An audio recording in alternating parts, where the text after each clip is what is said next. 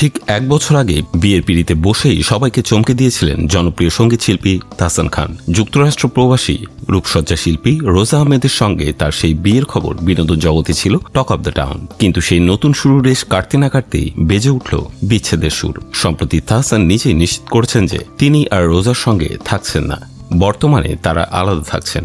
এই খবরে ভক্তদের মনে বিষাদের ছায়া নেমে এলেও অনেকে আশা করেছিলেন মানব বিমান শেষে আবার এক হবেন তারা। ভক্তদের এই আশার মূলে ছিল রোজার ইনস্টাগ্রাম প্রোফাইল।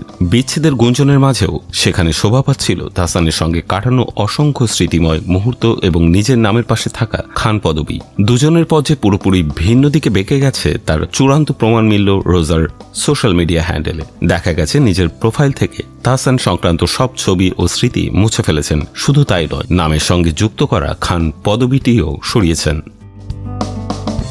2025 সালের 4 জানুয়ারি 4 মাসের পরিচয়ে রোজা আহমেদকে বিয়ে করেছিলেন তাহসান। রোজা পেশায় একজন অভিজ্ঞ মেকআপ আর্টিস্ট। বিয়ের পর সব ঠিকঠাক মনে হলেও কয়েক মাসের মাথায় তাদের মধ্যে দূরত্ব তৈরি হয়। নাম প্রকাশ না করার শর্তে তাহসান ও রোজার ঘনিষ্ঠরা জানিয়েছেন, বিয়ের পর দুজনের জীবন দর্শন ও প্রত্যাশার জায়গা কিছু পার্থক্য স্পষ্ট হয়ে ওঠে। তাহসান চেয়েছিলেন আগের চেয়ে অনেক বেশি ব্যক্তিগত ও নিরিবিলি জীবনযাপন করতে। অন্যদিকে বিয়ের পর রোজার পরিচিতি ও সামাজিক পরিসর বেড়েছে। নতুন এই পরিচিত ও সামাজিক বাস্তবতাকে তিনি উপভোগ করছিলেন বলেও জানিয়েছেন সংশ্লিষ্টরা। এই ভিন্ন ভিন্ন মানসিক অবস্থান ও জীবনযাপনের ধারা ধীরে ধীরে দুজনের মধ্যে দূরত্ব তৈরি করে।